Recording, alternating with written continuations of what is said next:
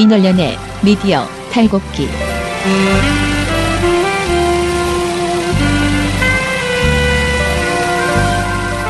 민원련의 미디어 탈곡기 127화 시작하겠습니다. 예, 저는 민원련의 김원경 사무처장이고요. 미디어 탈곡기의 이장입니다. 네, 전 부녀회장 배나은 활동가입니다.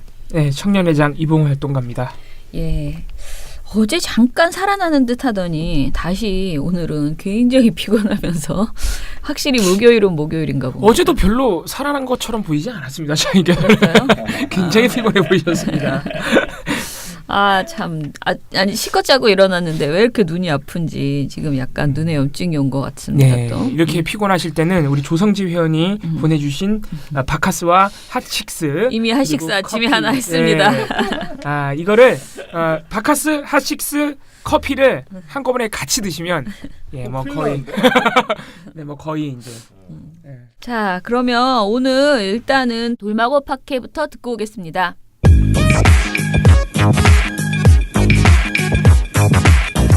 돌마고 팟캐.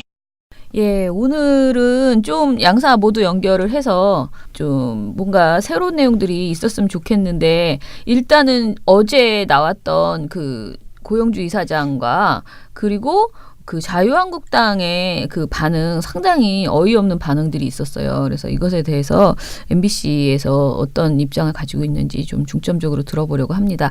먼저 전국언론노조 MBC 본부 허유신 홍보국장 연결해 보겠습니다. 만나면 좋은 친구 MBC 문화방송. 안녕하세요. 안녕하세요. 네, 안녕하세요. 네, 어제 우리 허 국장님께서 중요한 일이 있으셔서 어제 저희가 전화 연결을 못했는데 그 이야기는 잠시 후에 한번 들어보도록 하고요. 어제 먼저 MBC에서 상당히 반가운 소식이 있었습니다. MBC 구 여권 추천 이사인 김원배 이사가 사의를 표명했습니다. 일단 이 소식이 알려진 다음에 우리 조합원 여러분들 어떤 분위기였는지 좀 전해주시죠. 네, 뭐 방금 중요한 일이 있었다, 제 개인적으로. 예. 그래서 저도 유감스럽게도 현장에는 못 있었고요. 그렇군요. 네네. 시간이 겹쳤군요. 제가 그 네. 중요한 일을 하고 있는 사이에 소식이 있었어요. 네, 나중에 전해 들으니까 예. 그 저희 오전 집회 도중에 이제 이 김원배 이사 사퇴 소식이 네네. 전해졌습니다. 예. 네. 뭐 충분히 예상하시는 대로 네. 네, 박수가 나오고 뭐 예. 환호성이 터졌죠. 당연히. 예. 그 중간에 이제 순서에 없었던 그 김현국 위원장 발언이 들어갔어요. 예. 이 관계를 이제 전하느라고. 네. 김 위원장조차도 상당히 평소에 침착함을 잘 잃지는 않으시는데 어제는 네. 약간 상기됐다. 조금 전에 그 긴급 기사가 하나 떴습니다. 기사를 잠시 내용을 소개해드리겠습니다. 김원배 방송문화진흥회 이사가 사의를 표명했다.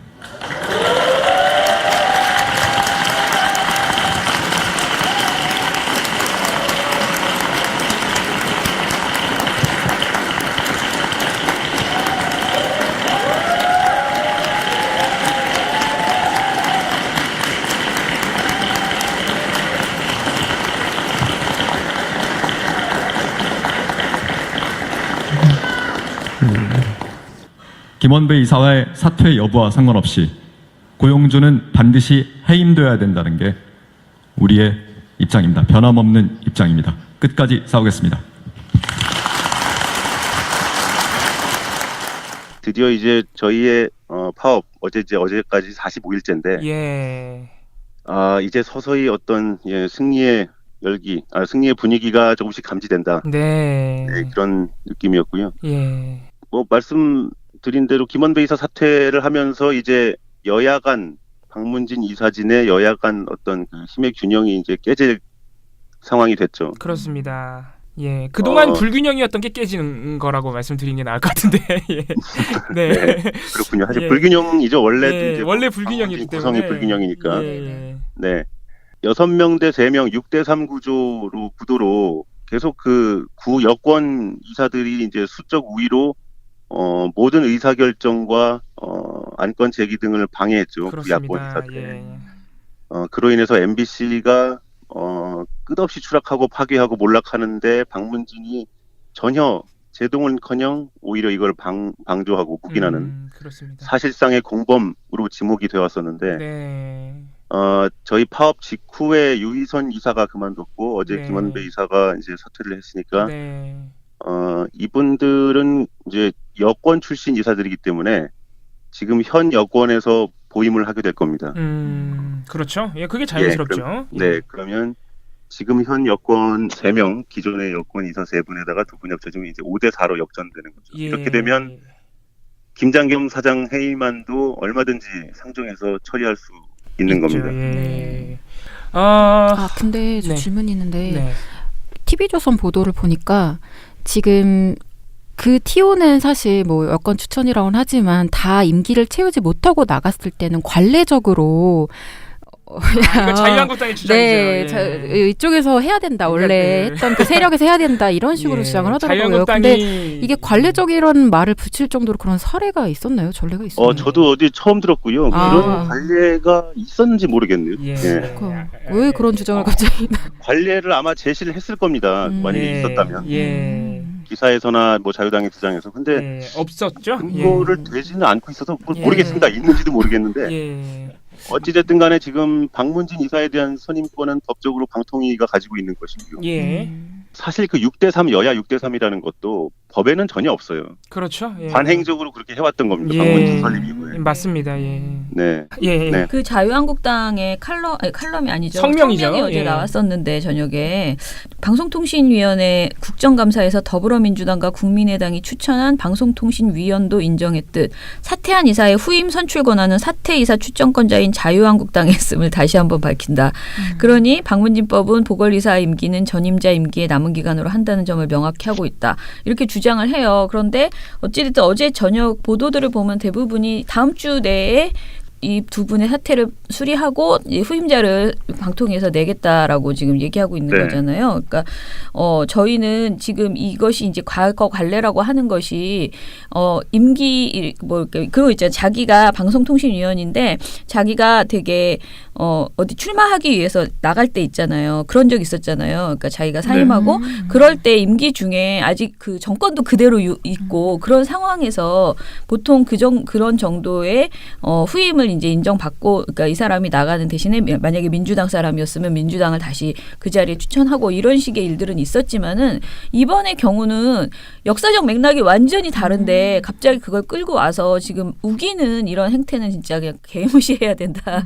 이렇게 생각이 예, 듭니다. 우리 조합원 네. 여러분들은 어떻게 보세요? 자유한국당이 이렇게 주장을 하니까 약간 뭐 걱정이나 우려가 좀 있습니까?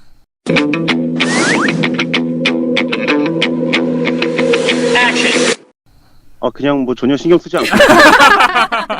그러니까 너무 진짜 황당한 왜냐하면 얘기를 전례가 하니까. 없습니다. 예, 전례가 없어요. 그러니까 저희가 알기로 그래요. 예, 모르겠습니다. 예. 맞습니다. 일단 이게 여야 구도가 바뀌었기 때문에 예, 이런 맞아요. 상황이 예전에도 있었는지 제가 잘 모르겠습니다. 그러니까 예. 이런 상황은 정말 없었던 맞아요. 것 같아요. 예. 지금 같은 이런 상황. 예. 그리고 파업으로 인해서 어쨌든 간에 국민적 여론과 직원들의 어떤 염원에 의해서 요구에 의해서 자진 사퇴하신 것이고 네네.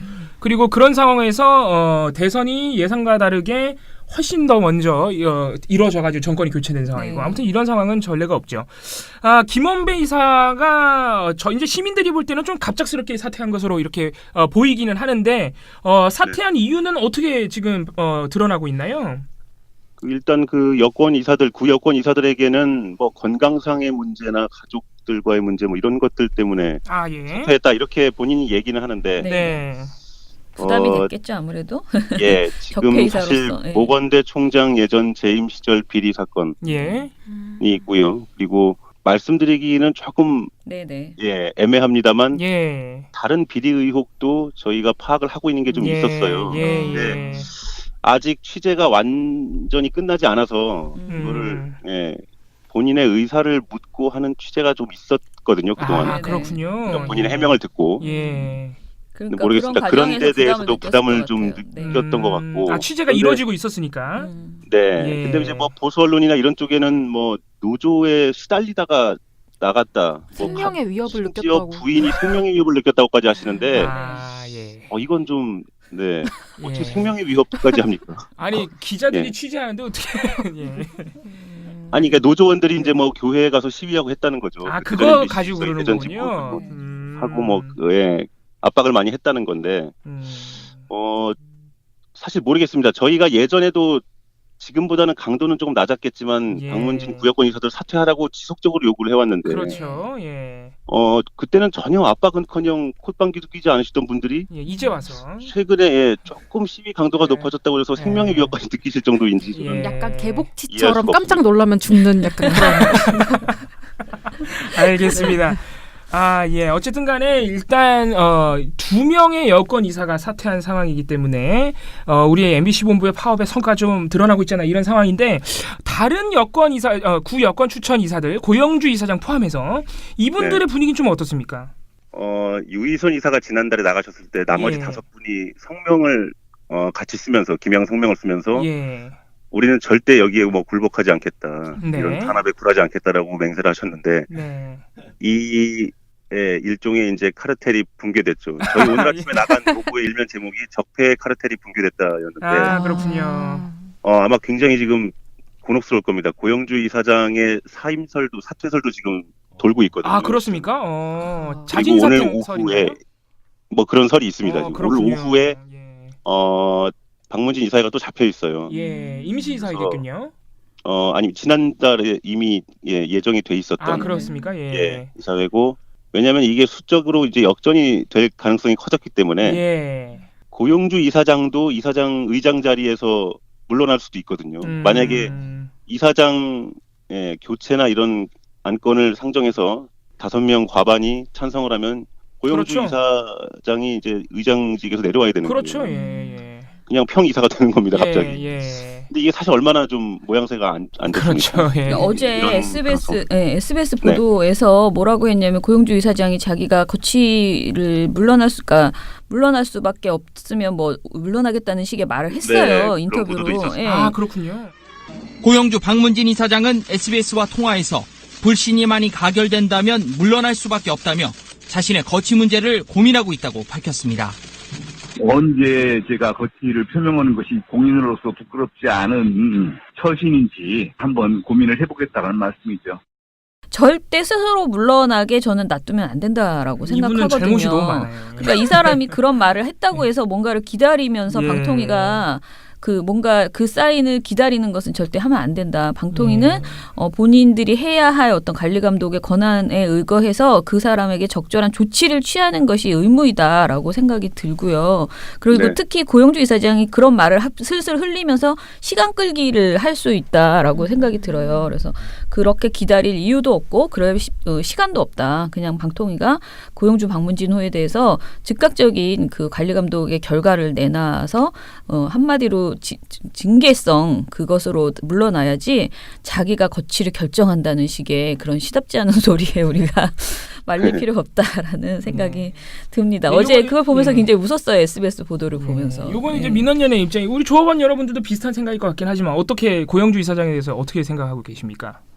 그렇습니다. 지금 거취를 본인이 결정하겠다 이런 말 자체 하는 것 자체가 예. 이미 뭔가 위협을 느끼고 있는 거예요. 아, 그렇군요. 나름. 원래 지금 여기서 더 이런 말을 버티다가는- 하신 적이 없죠.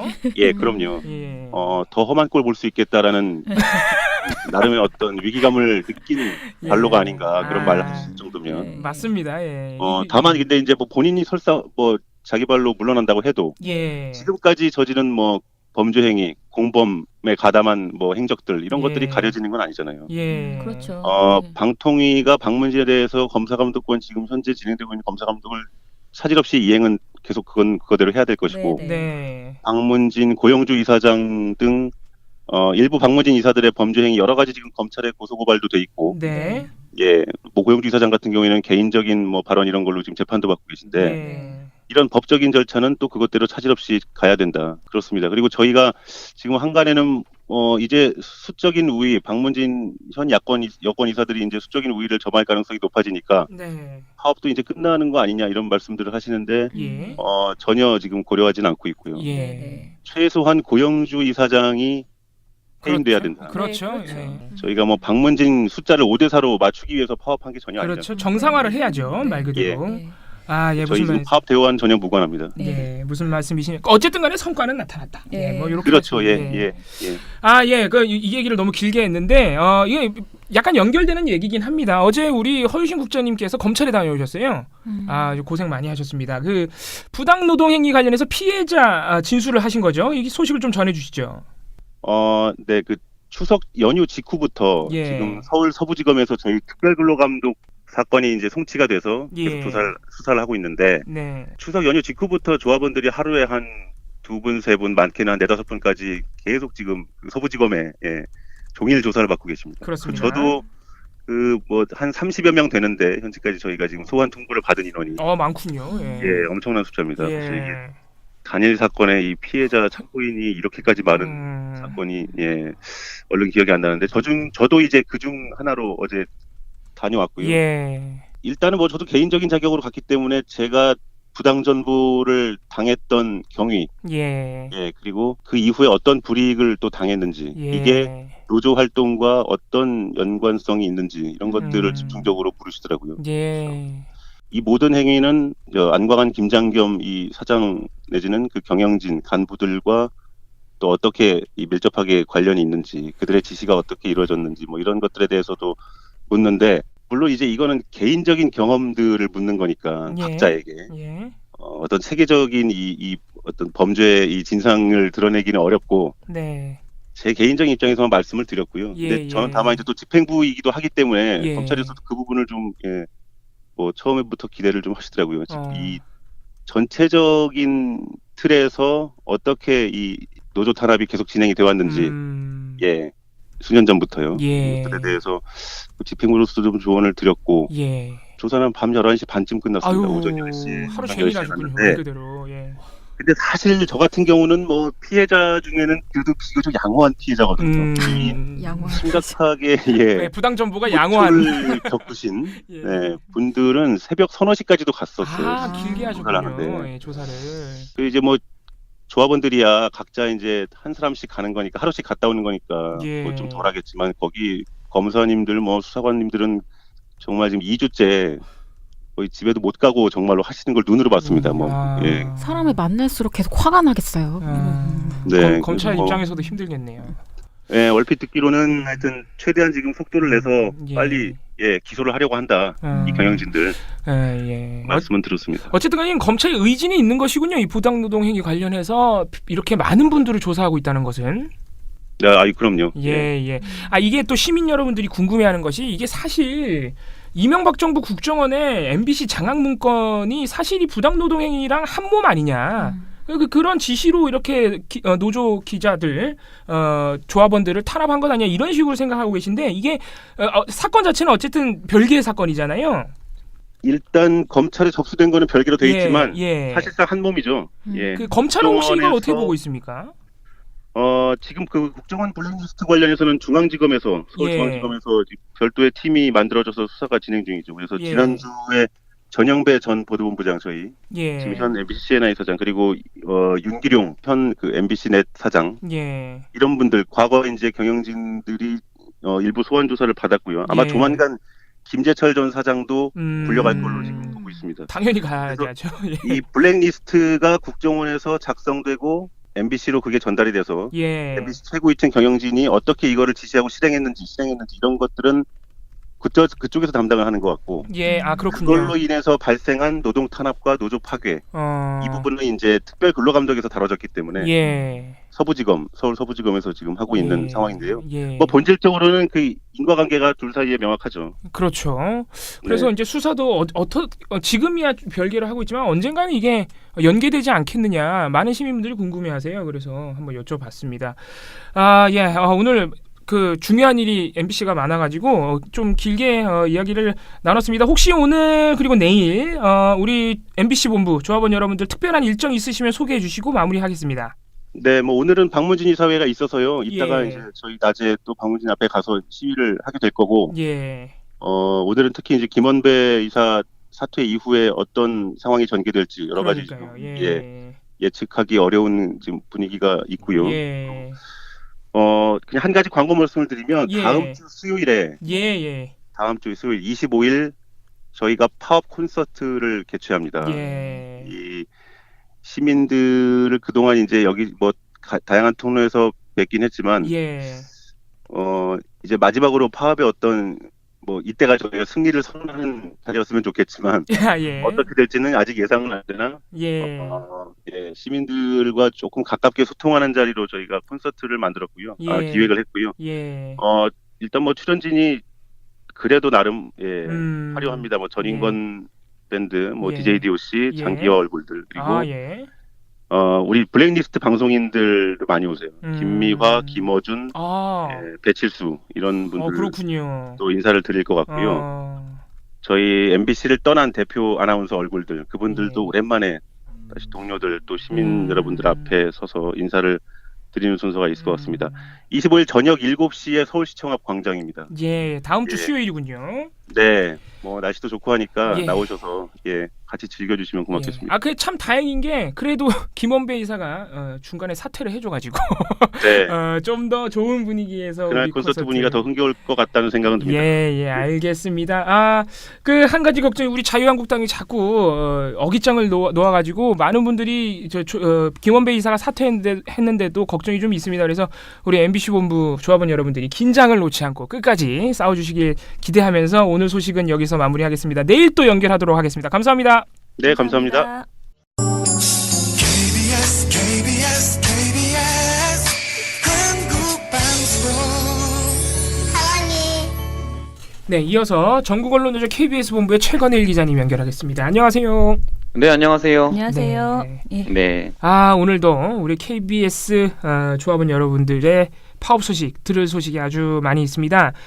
먼저 저희가 이 소식을 또 빼놓을 수가 없는데 고대영 사장의 민주당 도청 의혹과 직결돼 있는 분, 바로 임창건 전 보도본부장, 이분이 내일 검찰에 출석한다고 하네요. 이 소식부터 전달을 좀 해주시죠. 예, 그제쯤 제가 전화 연결할 때 짧게 말씀드렸는데요. 그 임창건이라는 사람을 저희가 잘 알지만 그 청취자분들은 잘 모르실 수도 있고 또 이 사람이 얼마나 중요한 사람이고 가서 과연 진실을 말할까 말 안 하겠지 이렇게 추측하시는 분도 있을 텐데요. 임 본부장 전 본부장에 대해서 좀 소개를 해드리면 저는 이분이 그 검찰에 소환돼서 진실을 밝힌다. 고대영 체제를 지키기 위해서 침묵이나 변명으로 일관하지 않고 입을 연다에 한 500원 정도 받았습니다. 500원은 너무 확신이 없으신 거 아니에요? 저희가 월급이 없다는 걸 감안해 주시기 바랍니다. 와, 거금이었군요.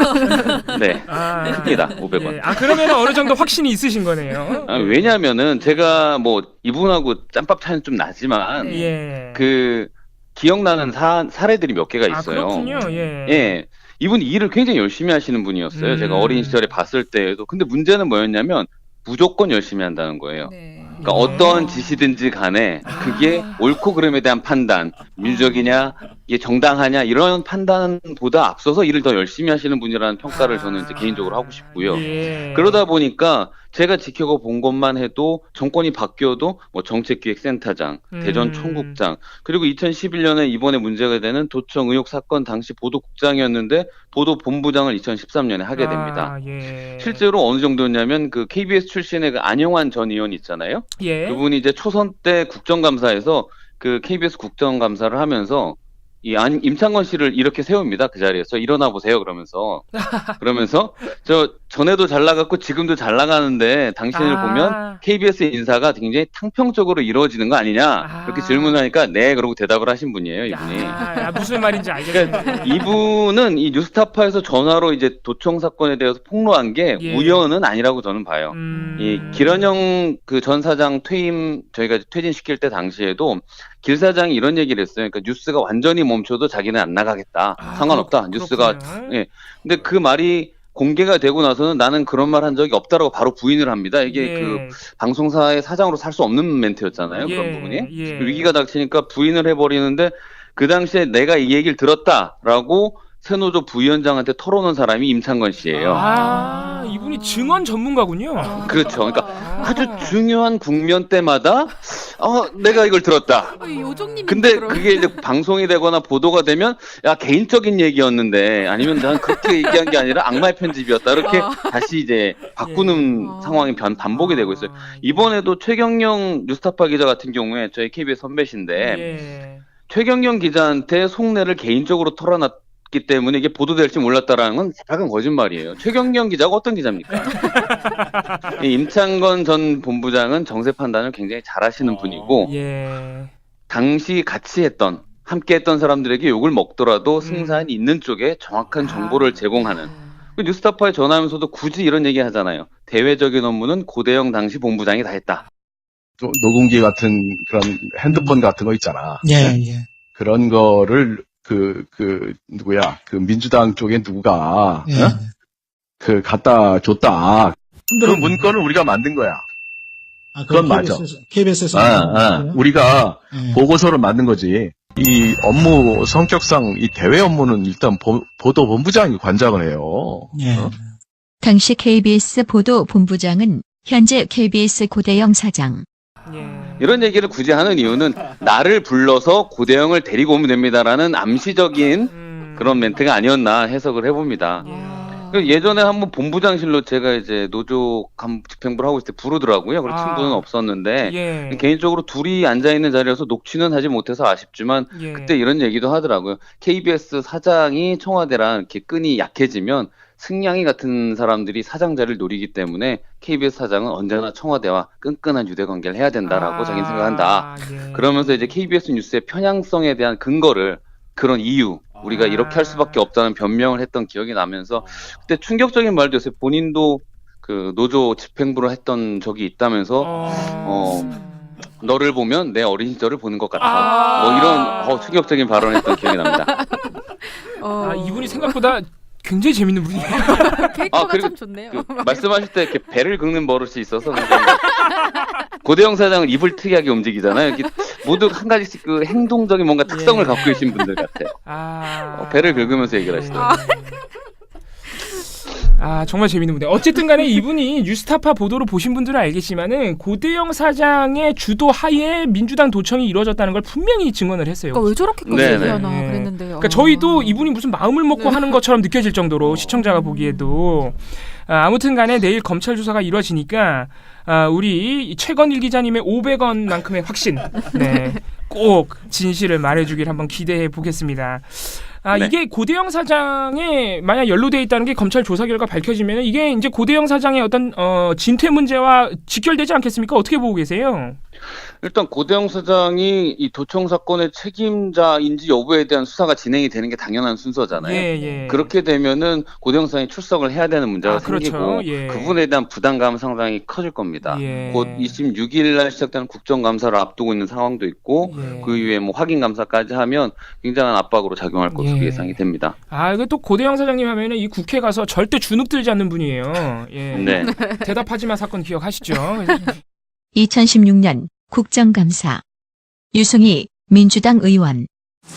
훈시하시는 거예요? 훈시하는 게 아닙니다. 저희 저야말로 표현의 자유가 있는데 어떻게 그런 식으로 하십니까? 입장을 얘기 드리는 겁니다. 그러니까 지금 보도본부장한테 물었어요. 좀 이따 대답하세요. 보도본부장 대답하세요. 답변하지 마. 잠깐만요. 이거 지금 안 되죠. 이번엔 어떻게 하시는지. 그래서 우리 KBS 이번에도 이번에도 그런 태도를 유지할 거라고 판단이 되는데요. 그렇군요. 네네. 그게 뭐 이제 예전과 다른 그런 자신감보다는 마지막까지 버티는 저항, 마지막 막바지의 발악 이렇게 보여줄 수도 있겠죠. 또 국정감사 기간이나 또 우리 조합원 여러분들의 어떤 책임감, 결기 이런 게 더 커질 것 같습니다.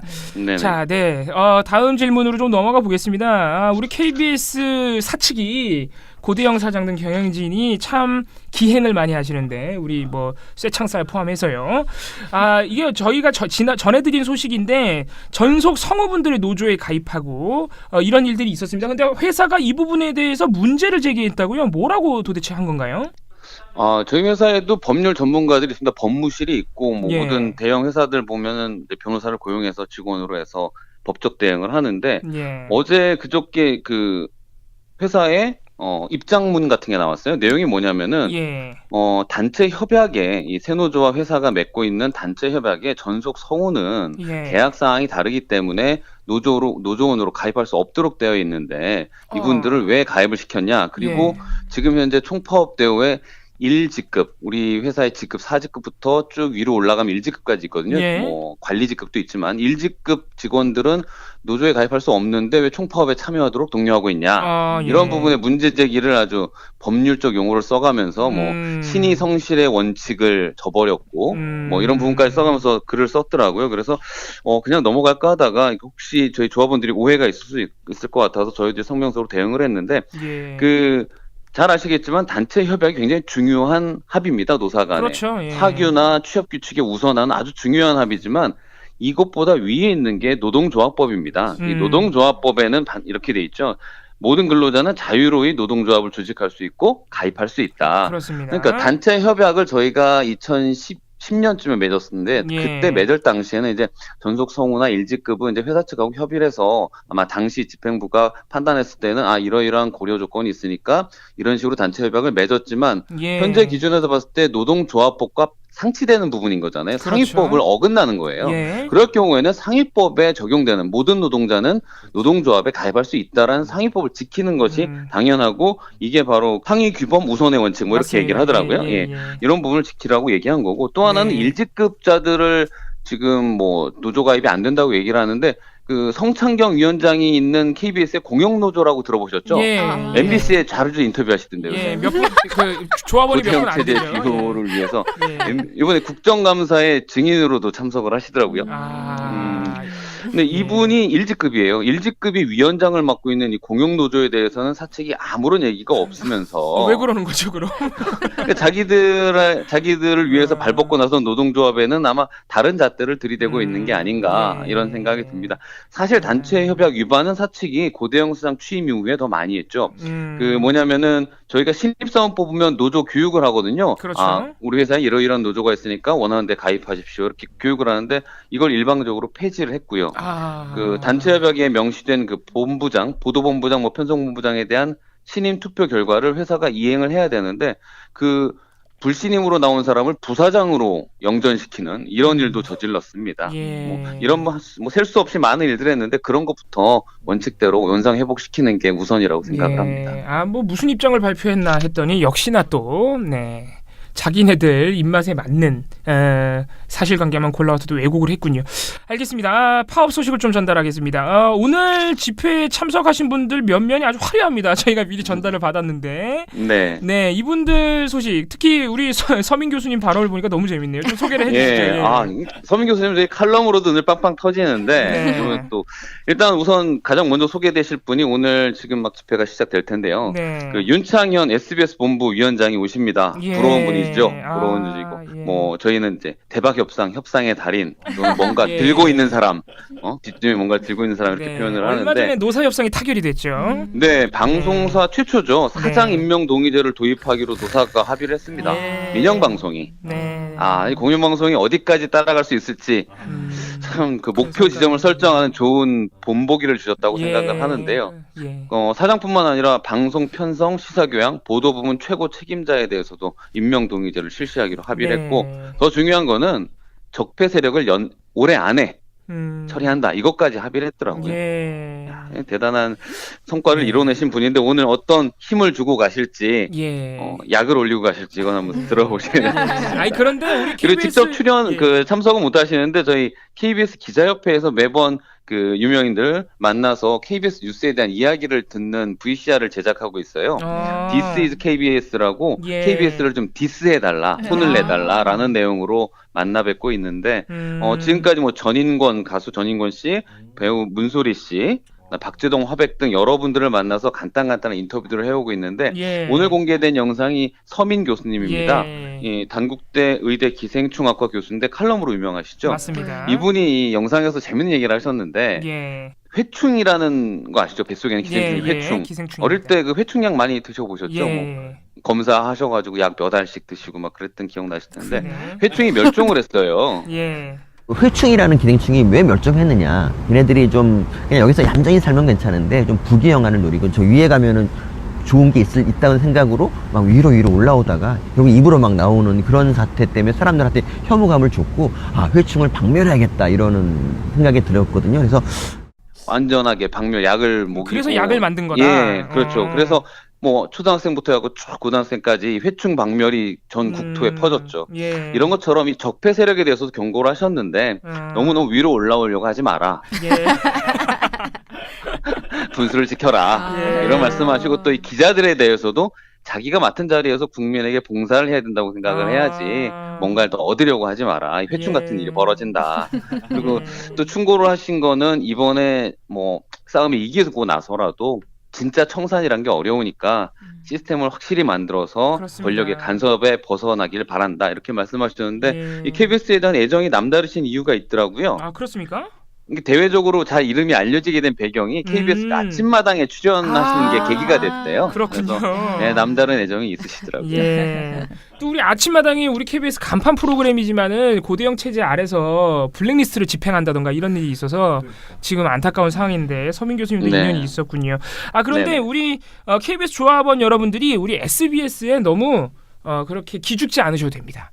SBS가 그렇게 역사적인 노사협상을 이룬 것은 SBS 사측이 KBS 사측보다 그나마 상식적이라서 그런 거예요. 우리 조합원 여러분들의 차이가 아니라 그렇게 생각하시고. SBS 얘기 하나 빠뜨린 게 있는데 그 SBS 그 리셋 SBS 쓰시더라고요. 네네. 맞아요. 그거 원래 KBS 거죠. 저희 거거든요. 리셋 KBS 그 저희가 한 건데 사실 95일 저희가 파업할 때 SBS가 정말 많이 도와주셨어요. 그래서 그런 부분들에 대해서는 뭐 눈 감고 갈 수 있고 성과가 좋으시니까 넘어가겠습니다. 리셋 KBS가 사실 좋았어요. 굉장히 좋았어요. 네. 그 지금이야 이제 똑같이 할 수 없으니까 KBS가 다시 이제 국민의 품으로 네네. 이렇게 하고 계신데 그걸 또 SBS가 가져가셔가지고 제가 볼 때 그 리셋을 가져가셔서 노사협상 타결한 겁니다. 우리 KBS 조합원 여러분들도 이게 끝이 얼마 남지 않았습니다. 예, 이 승리가 다가오고 있으니 부디 힘내시고 마지막까지 감사합니다. 시민 여러분들과 함께 싸워 나가시길 바랍니다. 오늘도 너무 네. 재밌는 소식 많이 들었습니다. 내일 또 기대해 보겠고요. 오늘은 여기서 마무리하겠습니다. 감사합니다. 감사합니다.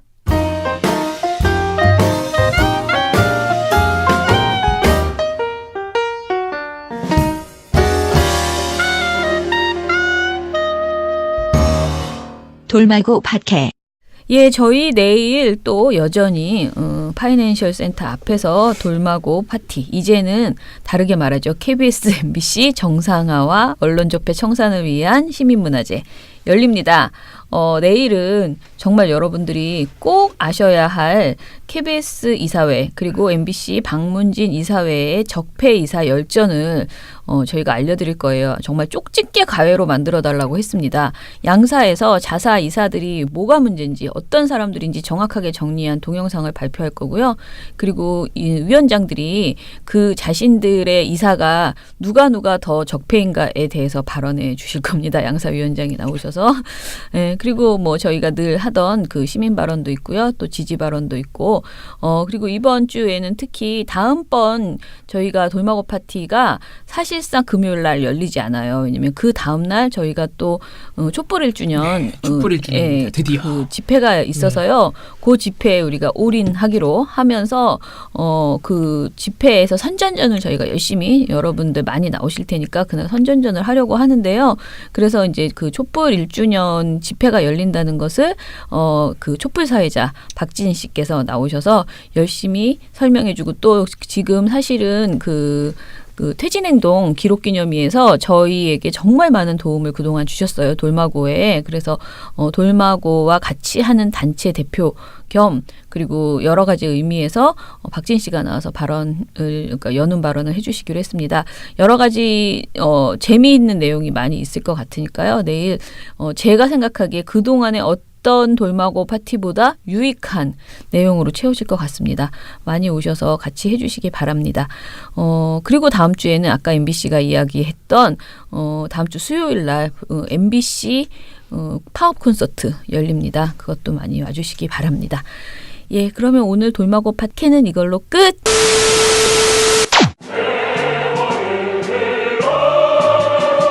적폐 청산 가운데 가장 중요한 분야 중에 하나가 저는 언론 적폐라고 생각합니다.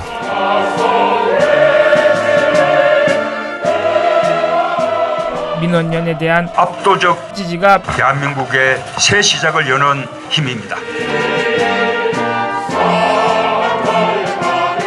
시민 여러분들의 힘으로 언론 교체 꼭 해내겠습니다. 정말 잘해보고 싶습니다. 힘을 모아주십시오. 민원연의 미디어 탈곡기.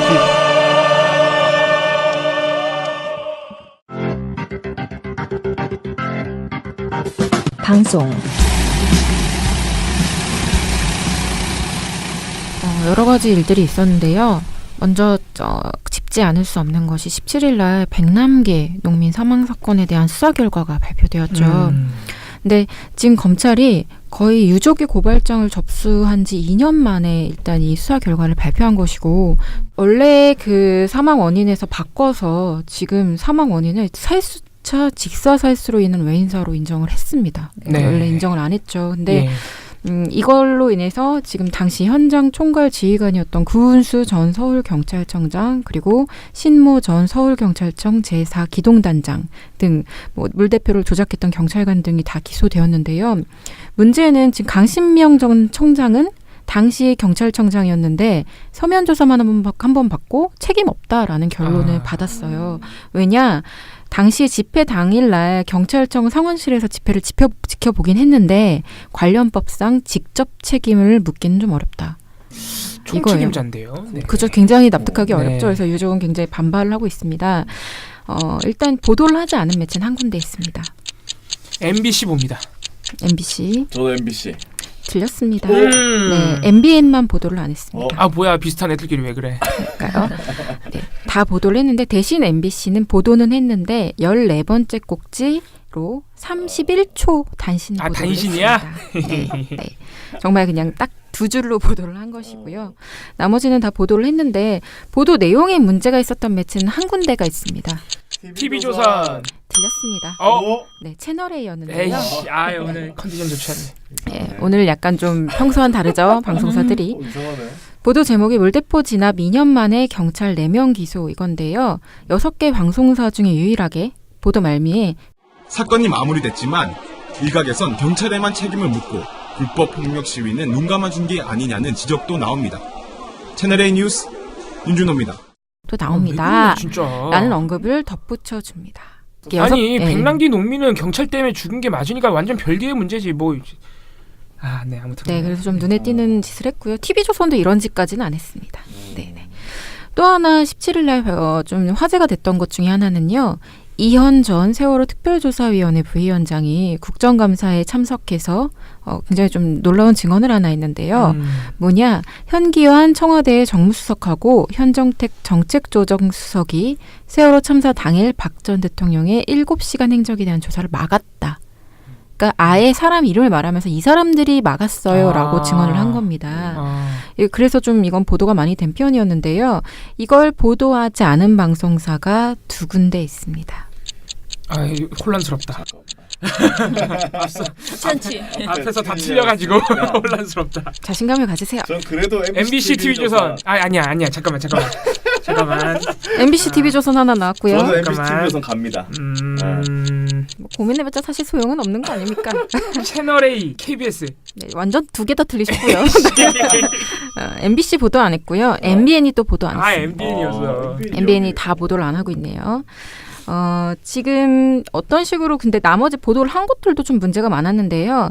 KBS, TV조선 같은 경우에는 이게 별도의 보도로 딱 이걸 전한 게 아니라 여야 공방이 지금 국감에서 이뤄지고 있다라는 보도 중간에 이것도 하나의 이제 공방으로 이런 얘기도 있었다라고 그냥 언급하는 수준이었고요. 채널A 같은 경우는 별도의 보도를 다루긴 했는데 이게 이상하게 보도 시작에선 앵커가 박근혜 정부 때 청와대가 세월호 7시간의 의혹에 대한 진상조사를 막았다는 증언이 나왔다라고 앵커가 말을 하는데요. 보도 내내 그분의 증언을 소개해주지 않습니다. 그러니까 앵커가 요약해서 말해주는 것만 하고 나머지 보도 전반적인 내용은 그냥 여야 의원들이 이것 관련한 발언 가지고 싸우는 얘기를 계속 화면으로 보여줘요. 그래서 사실상 이게 제대로 된 보도는 아니었다는 좀 내용이었습니다. 신현 하나만 더 할게요. 신현희 강남구청장이 그분 어떻게 됐나요? 네, 지금 뭐 문 대통령 비방하는 메시지 막 퍼뜨려가지고 허위사실 퍼뜨려서 지금 어쨌든 이분이 끌려가 있는데 고발을 하고 있는데 이분이 왜 보냈냐라고 했더니 그거에 대한 입장을 이렇게 밝히셨어요. 뭐냐, 나는 낙선운동 하려고 그런 게 아니라 문재인 대통령이 박근혜 전 대통령 탄핵에 앞장서서 그랬다고 진술한 것으로 드러났습니다. 신 구청장은 비방글을 유포한 이유에 대해 박근혜 전 대통령 탄핵의 중심에 문재인 대통령이 앞장을 섰기 때문이었다고 했습니다. 이어서 탄핵 정국 때 박 전 대통령을 부당하게 끌어내리는 사람들이 정말 미웠다고도 진술했습니다. 그 내용은 이미 다 널리 퍼진 사실이라 나는 그냥 별뜻 없이 다시 보낸 것뿐이다 라는 입장을 밝혔습니다. 도대체 뭔 소리지? 납득하기가 이게 검찰이 공개한 신구청장이 진술조서 내용이 이래요. 근데 이 내용이 사실 좀 웃기잖아요. 아니 사실과 다 다르잖아요. 아무 말 대잔치긴 한데 이분이 이런 주장을 했다는 것 자체는 굉장히 흥미롭거든요. 근데 이걸 보도한 매체는 단 한 군데 JTBC밖에 없었습니다. 네. 근데 전반적으로 좀 이상한 말씀을 많이 하시는 것 같아요. 네. 잊고 있었다 한동안 신현희 구청장을. 저희 JTBC 아니었으면 잊을 뻔했어요. 네.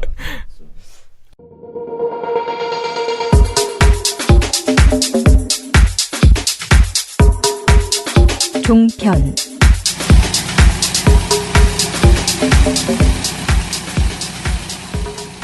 이거는 근데 이제 사파 문제를 오랜만에 저희가 지적을 했는데 이 사파는 참 이 말로 하는 게 참 뭐랄까요, 청취자 여러분들께 잘 와닿지가 않으니까 좀 아쉽긴 한데 저희 페이스북에 예고할 때 그림으로 올려드릴 테니까 거기서 한번 확인하시고 이번에 굉장히 심각해요. 굉장히 엄청 심각합니다. 문제가 거의 물론 그동안 계속해서 종편이 사건 사고 범죄를 보도할 때 너무 범죄, 특히 성범죄를 너무 구체적으로 묘사하는 사파들을 자주 써서 저희가 몇 차례 지적한 적이 있어요. 근데 이번에 제가 민원연에서 일한 이후로 정말 최악의 사파를 봤습니다. 성범죄 사파, 특히 이영학 씨 사건 관련 사파도 있어요. 성범죄 사파를 TV조선이 보도하고 다루면서 이런 말을 해도 될지 모르겠는데 제가 볼 때는 거의 야동을 그려놨다.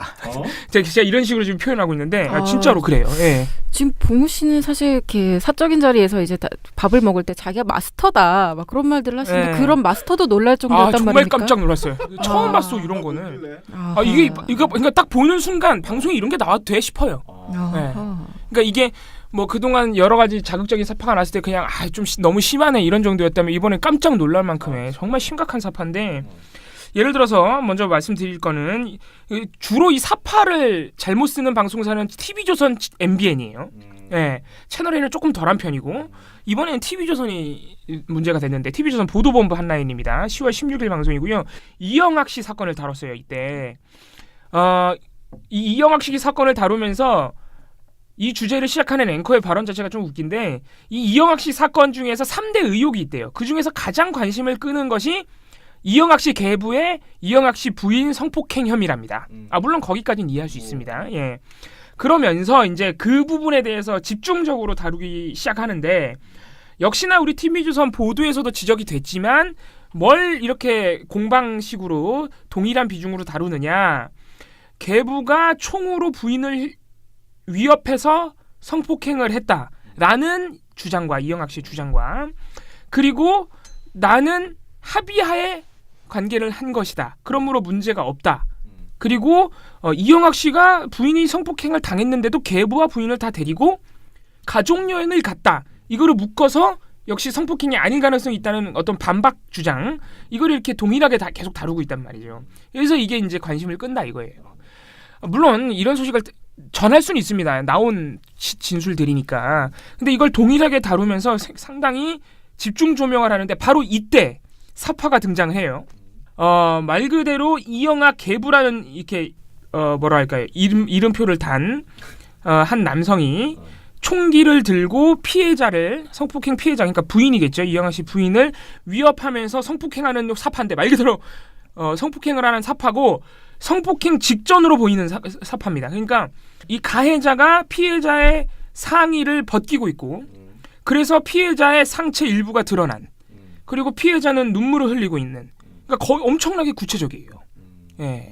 그래서 보면은 좀 너무 심하다 이런 생각이 바로 드는 그리고 바로 그 옆으로 이 사파에 등장한 가해자와 피해자가 나란히 웃으면서 가족여행 사진을 찍은 걸 묘사한 사파 그 사진이 아니에요. 그 가족 사진을 그린 사파가 바로 옆에 붙어 있어요. 이게 TV조선이 뭘 의도하는지 아시겠죠? 굉장히 선정적으로 성폭행을 묘사한 그 사파 옆에 바로 그 둘이 나란히 이제 웃으면서 가족 사진을 찍었다. 이러해서 뭔가 의혹을 굉장히 부추기려는 이 사파를 이제 같이 해서 굉장히 긴 시간 한 2분가량 계속 노출을 시키는 겁니다. 그래서 물론 이렇게 두 사파를 일부러 가족 사진까지 굳이 사파로 그려가지고 낸다는 것도 참 웃기지만 제가 이게 나중에 우리 보고서 보시면 알겠지만 이 성폭행을 묘사한 사파 자체가 너무 심해요. 네. 피해자의 상체 일부가 드러난다던가 이런 거는 굳이 이렇게 그릴 필요가 없습니다. 사파를 그린다는 것 자체가 사실 이상한 거예요. 네. 이 사건에 대해서 사파를 이상하잖아요. 네. 그래서 이런 사파가 있었고 이거는 사실 양반이고 3일 뒤에는 TV조선이 어떤 사건을 다뤘느냐 배우 간 성추행 사건을 다뤘습니다. 네, 그래서 배우 간에 그런 어떤 씬을 찍을 때 과도하게 스킨십을 하면서 성추행을 했고 이후에도 폭언을 일삼았다. 그러니까 그 이제 폭언이 성추행에 가까운 이거를 다루면서 사파를 또 그렸어요. 근데 이 사파는 정말 심각합니다. 역시 가해자가 피해자의 옷을 벗기고 피해자의 상체가 드러나는데 피해자의 상체가 거의 벗겨졌어요. 사파에서.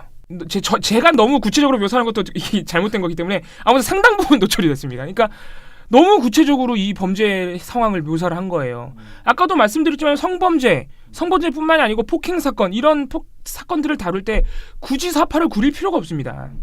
그냥 담백하게 전달만 하면 돼요. 있는 사실을. 근데 굳이 사파를 그려. 그래. 사파를 그리는 너네들의 그 선정적인 마음까지는 그러려니 하겠는데 그게 이제 도를 넘고 있는 거죠. 그 구체성이. 범죄의 구체성이. 굉장히 심각합니다, 지금. 그래서 이 사파 보시면은 아마 깜짝 놀랄 거예요. 그래, 너무 심각하다. 그러니까 지금 10월 달에 이런 사례들이 발견됐지만 TV조선 MBN은 옛날부터 그랬습니다. 성추행 사건 꼭 그 뭐 술 먹는 장면 이런 그 배경까지 포함해서 꼭 이게 그러니까 이게 한마디로 피해자는 2차 가해예요. 피해자가 이걸 보면 무슨 생각을 하겠습니까? 사실상 자기를 그렇게 그려놓은 건데. 심지어 지금 거의 피해자들의 상체가 엄청 많이 노출이 됐거든요. 이거 피해자들이 보면은 상당히 정신적 충격이 크죠. 자기를 그렇게 그려놓은 거니까. 네, 이거는 관련 심의 규정이 3개나 있어요. 3개나. 예. 성표현, 성범죄는 성표현이라는 조항에도 있고, 그리고 범죄 및 약물 묘사 이런 부분에도 있고, 그리고 혐오 및 혐오감 표현 이런 조항도 있는데 이런 3개 조항에서 전부 범죄에 대해서 구체적인 묘사를 하지 말아라 명시적으로 규정을 하고 있어요. 네. 그래서 이거는 다 심의 규정을 위반한 것일 뿐더러 도덕적으로 굉장히 도덕적 윤리적으로도 굉장히 잘못된 그리고 국가인권위원회와 한국기자협회가 2012년에 만든 이제 성범죄 보도 가이드라인이라든가 이런 권고 기준이 상당히 많이 있습니다. 한 2-3가지 있어요.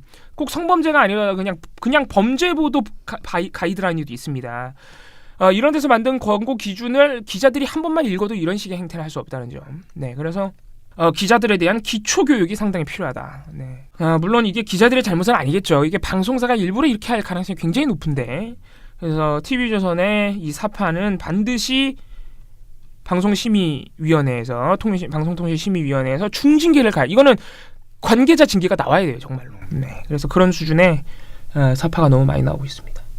왜 이렇게 사파를 그랬지? 그거를 띄워놓고 자기들끼리 얘기를 막 하는 거예요. 그렇죠. 계속 그러니까 기자나 패널들이 얘기를 하고 있는 와중에 제가 말씀드린 이 말도 안 되는 사파들이 계속 나가는 거예요, 계속. 일단 모든 방송은 원래 텔레비전으로 나가는 모든 것은 영상이 없으면 안 되잖아요. 근데 말만 하는 거는 확실히 재미가 없고 영상을 굉장히 쫓죠. 속성이죠. 방송 보도나 방송에 종사하는 모든 사람이 영상을 억지로라도 만들려고 하는데 그러다 보니까 이제 그 장면을 그림으로 그려서라도 설명을 인포그래픽이든 뭐든 어떻게 해서든 설명을 하려고 하는 거고 그런데 이제 특히 성범죄에 있어서는 영상을 굳이 해줄 필요가 없는데 이걸 자꾸 해주는 거고 전 사실 되게 둔감해져가지고 봉우 씨가 이거 엄청 세다고 그랬는데 저는 별로 안 세 보였어요. 솔직히 말하면. 그래서 내가 지금 이게 이런 걸 사실 MBN에서 너무 많이 보여줘가지고 이게 시초가 MBN이잖아요. 네, MBN이 원래. MBN이 완전히 사파 천국이었거든요. 그런데 이게 TV조선으로 넘어가면서 그 MBN의 그림과는 조금 더 다르게 디테일이 좀 살아있어요. 이쪽이. 엄청 그러니까 이 디테일이 살아있는 거 진짜 말이 안 되잖아요. 네네. 그래서 조금 더 그렇긴 한데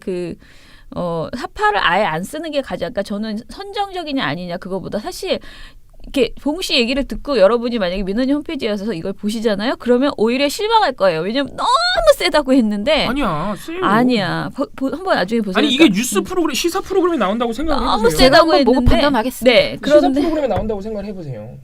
뉴스 프로그램이에요. 뉴스 보도본부 하나에는 뉴스 프로그램이에요. 엄연히 따지면. 제가 생각한 거랑 그림체가 약간 다르네요. 제가 생각한 그림체는 조금 더 디테일이 살아있었어야 됐어. 저는 지금까지 제가 종편을 한 2년 넘게 봐왔지만 제가 봐왔던 MBN 포함해서 이 사파는 정말 가장 심한 사례였어요. 여태까지 본 것 중에 노출은 제일 너무 깜짝 것 같긴 놀랐어요. 합니다. 저는 사실은 그 그림 중에 최고는 그 12명의 그 남자애들이 여자 하나를 놓고 집단 성폭행을 하는데 그 남자가 지퍼를 내리고 있는 그런 뒷모습이 제일 충격적이었고, 근데 이제 이런 그림이 너무 많다는 건 확실히 문제가 됩니다. 그래서 이 부분은 전반적으로 이게 조금 조금 덜 선정적이면 괜찮다라는 생각 자체를 버리고 아예 성폭력을 그 사파로 그리려는 것 자체를 하지 말아야 된다. 그 발상 자체가 너무 이상하지 않습니까? 성범죄가 일어났네? 내가 그림으로 그려줘야지? 이상하지 않아요? 네, 계속 이렇게 그리고 소비하는 것 자체가 문제다. 이게 중징계가 나와야 되는 거예요. 명백한 위반이기 때문에. 근데 그동안 저희가 이거 심의 정말 많이 넣었어요. 사파 너무 심하다고. 근데 여태까지 결과가 어떻게 나왔어요? 문제 없음. MBN은 경고 나왔어요. 경고 나온 적 있습니까? 경고 나왔습니다. 근데 그때 그거를 저희가 한 6개월치를 모아가지고 한꺼번에 냈기 때문에 딱 한 번 준 거예요. 딱 한 번. 한 번 그거를 이제 뭐라 그럴까 과중처벌되는 거 있잖아. 한 개 가지고 낸 게 아니고 거의 한 40개의 사파를 한꺼번에 낸 거였거든요. 그걸 한 건으로 처리했더라고요. 그러니까 우리는 건건으로 다 원래 넣었는데 40건의 경고가 나와야죠. 네. 근데 이제 하나로 해서 경고가 나왔어요. MBN 한 코너 40건 경고 나오잖아요. 재승인 심사 때 떨어져요. 그러고 그 이후부터는 다 거의 비슷한 사파를 넣었는데도 계속 문제 없음. 권고. 심하면 권고. 그러니까 이게 제가 SBS 그것이 알고 싶다 애청자기 때문에 한번 비교해서 말씀드리자면 그것이 알고 싶다도 사건 사고를 많이 다뤄요. 그것이 알고 싶다는 재현을 쓰는데 재현을 쓸 때 어떤 식으로 다루냐면은 예를 들어서 성범죄나 폭행범죄가 있을 때 실루엣 처리를 합니다. 범죄 상황 장면을 그림자 처리를 하는데 그림자 처리를 할 때도 예를 들어서 폭행 사건이다 그러면은 이렇게 가해자가 피해자를 때리는 순간 슬로우 비디오가 되면서 가격 장면 직전에 멈춰요. 무슨 말인지 아시겠죠? 그림자 처리를 하고 그렇죠. 때리는 포즈만 보이고 그때부터 재현이 안 들어가요. 그런 식으로 처리를 한단 말이죠. 물론 그걸 SBS라고 해서 실수를 저지르지 않는 건 아니에요. 이렇게 실루엣 처리를 하거나 재현을 쓰는데 가격하는 장면이 상당 시간 노출되는 경우도 몇 번 있었지만 이런 식으로 뭐 성범죄 피해자의 옷을 벗긴다거나 아무튼 이런 식의 막 TV조선이 어떤 사례가 있냐면은 아까 아동폭행 사건 말씀드렸는데 그게 이제 8월 달에 나온 사파인데 막 애가 맞아가지고 나뒹굴고 온 얼굴이 피투성이가 된 사파가 있어요. 이런 몰상식한 사파는 최소한 나오지는 않는다는 거죠. 아무튼 그렇게 비교를 좀 할 수 있겠습니다. 보통 방송사에 실루엣을 많이 씁니다. 하도 사파를 구체적으로 하면 욕을 먹으니까. 근데 TV조선 MBN은 아랑곳하지 않고 그렇고 있는 거죠. 그리고 사실은 지금 지금 나온 사건들이 이영학 씨 사건도 그렇고 다 너무 아직 진위 여부를 알 수 없는 사건들이 많잖아요. 그러니까 이영학 씨 살인 자체는 지금 거의 밝혀졌지만 그 아내의 의붓아버지와의 성폭행이나 이런 것들은 좀 정확하게 밝혀진 것이 없는 상태에서 너무 섣부르게 이제 이것을 자신들이 마치 무슨 재판관이라도 되는 것처럼 알가알부 하잖아요. 그러니까 그 TV조선 보도에서 했던 것처럼 뭐 사진을 가족 여행을 갔으니 뭐 마치 성폭력이 아닌 것 같은 이미지를 준다거나. 근데 친족 간 성폭력의 대부분은 다 감춰져 있고 밥도 먹고 여행도 가고 할 것 다 하면서 발생하는 일들이 대부분인데 그것도 모르는 사람들처럼 정말 모르는지 나는 믿을 수가 없는데 너무나 둔감한 소리를 막 하면서 그것 때문에 마치 이게 성폭력이 아닐 수 있다라는 식의 이야기를 하는 것도 문제고, 그러니까 한마디로 말하면 전반적으로 모든 것이 카더라 발언을 너무 많이 하고 그러니까 언론에서 발표하는 것 자체도 사실은 굉장히 그러니까 한 내용들이 많이 있는 것 같아요. 그리고 경찰 발표도 사실 너무 섣부르고 그러니까 여러 가지 측면에서 문제가 있고요. 아까 그 영화 관련해서 제가 봉 씨한테 넘긴 거에서 따로 그걸 제가 뺐었는데 그 영화 찍는 과정에서 성추행이 발생했다고 해서 지금 이제 공방이 되고 있잖아요. 남자 배우는 아니다라 그러고 여배우, 그러니까 피해자인 배우는 굉장히 이제 분노해서 뭐 그 자리에서 바로 사과를 요구했었고 그랬는데 이게 지금 되지 않고 있는 상황인데 이거에 대해서도 그 김미선 앵커가 맞다. 이것도 소개해드렸어야 되는데. 네, 김미선 앵커가 진짜. 되게 그 자기는 흥분했어요. 왜냐면 자기 여성이고 하니까 여성의 입장을 편을 들어서 막 얘기를 했거든요. 근데 그 말이 약간 저 이럴 땐 뭐라고 답을 해야 될까 생각해봤는데요. 극적 완성도를 위해서 남자 배우의 급소등을 폭행한 뒤 이렇게 하니까 선배 스토리가 더 탄탄해졌죠. 이래야 되는 거 아닌가 뭐 이런 생각까지 해봤어요. 이게 되게 위험한 말이거든요. 그러니까 피해자 입장에서는 정말 아무 말도 차라리 안 하는 게 낫다라고 생각이 들었어요. 그래서 이거를 뭐 심의를 넣고 뭐 이렇게는 하진 않겠지만은 그런 식의 부주의한 발언들이 계속 2차 가해가 되고 있다는 점을 좀 인식해서 아예 그런 말 하지 말아라. 굉장히 드라이하게 그렇게 방송했으면 좋겠다. 그래서 제가 참 이런 사파나 이런 말도 안 되는 그러니까 앵커들이 쓸데없는 말을 너무 많이 하거든요. 이 시사 프로그램에서 모든 사안에서 마찬가지인데 이게 근본적인 문제는 뭐냐면은 얘네들이 줄인다 하지만 여전히 시사 토크 프로그램이 너무 많아요. 너무 많은 거예요. 무슨 종편이 하루에 절반을 편성이 다 시사 프로그램이야. 그러니까 지금 사실은 시사 토크가 너무 많으니까 기자나 앵커 이 패널들이 할 말이 없으니까 쓸데없는 말이 나오는 거예요. 사실 근본적으로 따지고 보면. 그러니까 없애야 돼요. JTBC 하나도 없어요. 사실상 따지고 보면 JTBC는 시사 프로그램 하나도 없다고요. 이렇게 주구장창 하루 종일 시사 가지고 패널들이 떠드는 프로그램은 없어요. JTBC는. 그게 종편이지. 그게 TV잖아요. 근데 지금 TV존 채널의 MBN은 여전히 편성 비율의 30-40%가 시사 프로그램이기 때문에 근본적인 문제는 역시 거기 있다. 그래서 둘 중 하나입니다. 앞으로 다가올 재생 심사에서 전부 없애버리든가 아니면은 강제적으로 너네 뭐 한 3개월 내에 시사 프로그램 비중 10% 아래로 낮추지 않으면 그땐 진짜 없애겠다. 이런 식으로 조건부가 강하게 들어가야 돼요. 정말로. 제가 볼 땐 그렇습니다. 네. 시민이 단결만 하면 언론 집회 세력 무조건 이깁니다. 왜 종편이라고 하는가 하면 종이는 편파방송만 한다고 종편입니다. 종이 편파방송이 내 욕이나 하고 엉터리 여론조사 발표나 하고 그래갖고 국민 여론을 오도를 하고 종편이 그 4개 중에 2개는 없애버리고 모든 언론 세탁기 이어서 한번 돌리겠습니다. 아니죠. 우리는 민원연의 미디어 탈곡기에 넣고 확 돌리겠습니다. 민원연의 미디어 탈곡기 바로 제가 간단하게 말씀을 하나 드리려고 하는데요. 뭐냐면은 우리가 어저께 논평 하나 냈어요. 어제 무슨 내용인지 아시는 분, 남들이 하는 일에 대해서 관심을 좀 가져주시기 바랍니다. 어제 논평이 나갔다고요? 네. 모릅니다. 방송통신심의위원회 빨리 발족하라는 그 제목의 논평을 냈어요. 예, 그런데 이게 안 나간 것 같은데 냈습니다. 이 사람아, 참.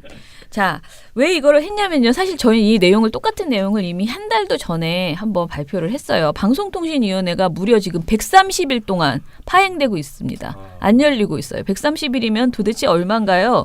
3달? 네, 4달. 그러니까 올해 7월쯤에 심의를 하고 그 이후로 심의를 안 해요. 7월 아닙니다. 6월에 끝났는데요. 실제로 그리고 6월에 했던 그 방송이 3월 방송까지 심의를 한 거예요. 그러니까 지금 3월 말서부터 지금까지의 모든 방송심의 민원은 전혀 처리되지 않고 있는 상황이 지금 이어지고 있습니다. 자, 심의가 이렇게 심의라는 게 방송 민원만 있는 게 아니고요. 통신 민원도 있고 그다음에 특히 상품 그 홈쇼핑 관련된 광고, 민원도 있고 광고 민원도 있고 정말 많은데 이게 다 멈추었다고 보시면 돼요. 그러니까 이거 어떻게 하려는 건지 국가적으로 모르겠어요. 정말 심각한 문제가 아닐 수 없는데요. 이렇게 한 그 주 원인이 누구냐? 도대체 책임자가 누구냐? 자유한국당입니다. 자유한국당이 이게 이제 방통위가 대통령과 여당 추천이 있어요. 그래서 그 추천하는 TO가 있는데 거기에서 자신들의 하나를 더 달라고 지금 우기고 있는 아니 그러니까 왜 상태입니다. 뭐 왜가 있겠습니까? 그렇게 하고 싶으니까. 진짜 말도 안 되는 발목 잡기죠. 근데 이거를 이제 이 우김을 질질질 어떻게 보면은 우리 정부가 너무 이제 신사적으로 하다 보니 이거를 이미 6명을 이미 추천을 완료해 놨어요. 그러니까 이게 그러니까 국회에서 추천하는 것 말고 나머지 대통령목과 그다음에 국회의장목 이런 것들이 있거든요. 그거는 다 상임위목은 다 끝났어요. 인물이 다 낙점이 됐거든요. 그런데 여야 추천 몫이 있어요. 근데 그 여야 추천 몫은 야당 1명, 그러니까 민주당 1명, 그다음에 자유한국당 1명, 그리고 국민의당 1명 이렇게 3명이 추천되어야 합니다. 그런데 이 3명으로는 자기네들은 만족할 수 없으니 자유한국당이 한 명 더 달라고 지금 어딘가에서 더 달라고 그래서 그것을 예를 들어서 국회의장 TO를 자기한테 달라거나 뭐 이런 식의 지금 우김을 하고 있는 상태입니다. 아무튼 자기네는 이미 1명 있거든요. 그런데 더 해달라고 지금 주장하고 있는 상태입니다. 그런데 이렇게 자유한국당의 생떼를 부리는 사이에 지금 현재까지만 쌓여 있는 게 방송이 3,710건, 통신이 13만 5천 건이래요. 방송 그러니까 심의가 걸려 있는 게. 네, 그리고 가장 우리가 이거를 우려하는 것은요. 이게 모든 심의가 재승인 재허가에 연계되어 있기 때문에 이렇게 심의가 안 되어 있는 것은 당장 올 11월에 있는 MBN 재승인 과정과 그리고 KBS, MBC, SBS의 재허가 과정에서 심의가 특정 기간 거가 완전히 없는 상태로 지금 재허가 재승인이 이루어져야 된다는 것이고요. 그것보다 더 무서운 것은 우리가 지난 3월에 굉장히 강하게 비판을 했던 TV조선이 조건부 재승인을 받았잖아요. 6개월 후에 이 사람들이 그동안의 방송을 가지고 이행점검 실적을 점검을 해야 되는 때입니다. 그래서 사실 내년 초에 이행점검 실적을 해야 되는데 전혀 심의가 안 돼 있는 거예요. 그러니까 지금 TV조선은 날아갈 것 같이 행복한 거예요. 너무 행복해. 자기네들과 관련되어 있는 아무런 심의가 이루어지지 않고 그러면은 최소한 6개월은 그냥 건너뛰고 그 이후 것이 될 것이라고 생각하는 거죠. 그래서 지금 방송이 개판이에요. 네. 그래서 지금 아주 기분이 너무 좋아요. 그런 상태입니다. 그리고 이 상태를 유지하기 위해서 사실은 제가 누가 어떻게 했다라고 정확하게 말할 수는 없지만 TV조선이 자유한국당과 엄청난 로비를 하며 지금 이렇게 질질 끌고 파행을 계속 유지시키고 있는 그런 상황이라고 이렇게 볼 수 있습니다.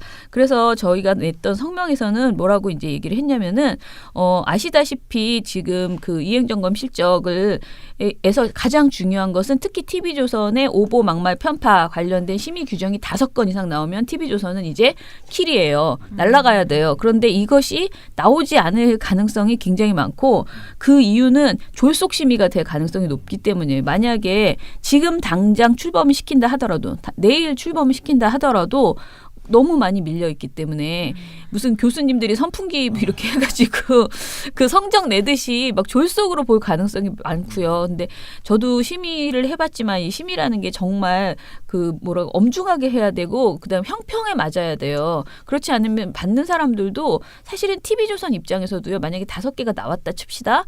그러면 이건 졸속 심의이기 때문에 이건 인정하지 못한다. 이렇게 말할 수도 있어요. 그러니까 이건 양측이 다 인정 못할 수밖에 없는 상황이 벌어지는 거예요. 만약에 3건만 나왔다 칩시다. 그러면 시민들은 말이 안 된다. 이건 졸속심이다 말할 것이고요.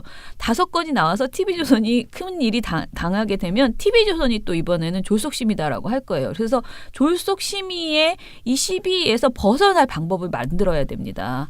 그래서 저희가 낸 논평에서는 지금 당장 대통령이 현재까지 추천이 완료된 그 6명이라도 먼저 위촉해서 방통심의를 열어라. 3명은 나중에 국회에서 애가 터져서 하든지 말든지 일단 열어라라는 것을 주장을 했고요. 두 번째는 방송통신위원회가 연장해라. 지금 140일 동안 방심위가 없었죠. 그러면은 방통위가 그 TV조선의 이행점검 실적을 140일 그 연장된 그 시간만큼을 연장해서 우리는 이 뒤에 이 심사를 하겠다라고 해야 돼요. 그렇지 않으면은 분명히 서로 이게 법적 논란에 빠지니까 어떤 이게 TV조선이 좋고 나쁘고를 떠나서 TV조선이라는 회사가 생존이 걸려있는 사안이란 말입니다. 그렇다면 최소한 그것에 대해서는 절차적으로는 분명히 지켜주는 게 맞아요. 저도 그렇게 생각을 합니다. 그래서 연장하고 차분하게 심의가 이루어질 수 있도록 해야 한다. 그리고 그만큼 꼼꼼하게 제대로 된 모든 국민들이 그리고 TV조선 스스로도 납득할 수 있는 굉장히 철저한 심의가 이루어져야 된다라는 것이고요. 이것 이외에도 방통위가 할 수 있는 그 종편에 대한 관리 감독이라는 원칙을 제대로 이행할 수 있는 방안들을 어찌됐든 140일 동안 못한 이 일을 어떻게 처리할 것인지에 대해서 구체적으로 내놓아야 돼요. 예를 들면은 방송 소위는요, 원래 일주일에 한 번 열리고 회의가 2시간 정도밖에 안 하거든요. 근데 그 일주일에 한 번 그 쌓여 있는 거를 심의를 해서 처리를 하는 거예요. 거기에서 권고하고 낮은 게 다 결정돼요. 근데 거기에서 위로 안 올리고 다 권고 처리해버리는 거예요. 그럴 수 있거든요. 그러면은 주의하고 경고는 전체 회의로 넘어가야 되는데 거기에 일을 주고 싶지 않으니까 방송소위에서 대충 다 합의해버리고 권고 처리해버리는 거예요. 권고나 뭐 이렇게 그 밑에 뭐 낮은 그 의견 제시 이런 것들을 해버리면은 사실은 그거는 진짜 진정한 졸속심이거든요. 그래서 이런 여러 가지 것들을 위해서 방송소위를 예를 들면 당분간은 일주일에 2번을 한다거나 여러 가지 방식으로 대안을 내놓아야 된다. 그리고 이것이 나중에 하는 게 아니고 구성되기 전에 방통위가 너희들이 그렇게 질질 끌고 안 해봤자 소용없다라는 메시지를 분명히 주면 자유한국당과 TV조선도 그 로비를 중단하고 빨리 구성하고 심의해야겠구나 이렇게 갈 수 있다라는 주장을 저희가 어저께 논평으로 냈습니다. 예, 숨차네. 자, 내일은 더 재미있는 내용으로 찾아뵙겠습니다. 그리고 아까 슬쩍슬쩍 나왔지만은 그러니까 다음 주 토요일 날 대망의 촛불 1주년 기념 그 문화제가 열립니다. 광화문 광장에서 오후 6시에 있고요. 저희 돌마고는 KBS, MBC 조합원들과 뭐 언론노조, 민원연 등등 다 같이 모여서 그날 간단한 기자회견도 할 것이고요. 그리고 선전전을 합니다. 그래서 시민분들도 4시부터 저희 그 광화문 광장에 오시면요. 저희가 이렇게 LED 차 빌려가지고 그 돌마고 관련된 재미있는 영상들 계속 보여드리면서 그 앞에서 선전전을 하고자 하니 많이 오셔서 같이 선전전도 해주시고 그랬으면 좋겠습니다. 잊지 마시고 다음 주 토요일 그동안에 그 촛불 집회를 나와서 우리 이 정권을 교체했던 이 많은 촛불 시민들이 그날은 좀 마치 생일을 축하하듯이 그런 기분으로 오시기 바랍니다. 많은 사람들이 그 독일의 에버트상을 지금 촛불 시민이 받게 됐잖아요. 그것에 대해서 내가 정말 큰 상을 받았다 이런 페이스북에 글을 올리시던데 그날 상 받는 날입니다. 그 자리에서 그 에버트상에 대한 이야기도 하고 그러니까요. 상 받으러 많이 나와주시기 바랍니다. 예, 그러면 민원연 미디어 탈곡기는 이걸로 마치겠습니다. 민원연의 미디어 탈곡기는 내일도 열심히 털어드리겠습니다. 탈탈탈. 안녕.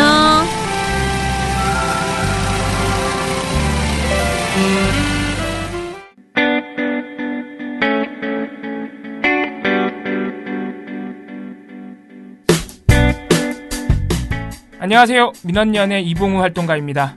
우리나라에서 언론의 문제는 민주주의의 문제입니다. 독재와 부패 기득권을 대변하는 언론들은 아직도 살아있습니다. 민주주의의 문제는 곧 우리 삶의 문제입니다. 사주의 입장을 반영한 권력의 욕심을 투영한 언론, 이들을 감시하려면 전문성과 꾸준함 그리고 투명함이 기초되어야 합니다.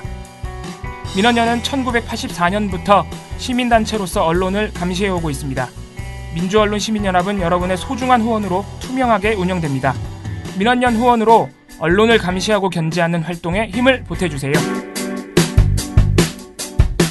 민주언론시민연합은 여러분의 소중한 후원으로 투명하게 운영됩니다. 회원 가입 및 후원 문의 전화번호는 서울 전화 02-392-0181입니다.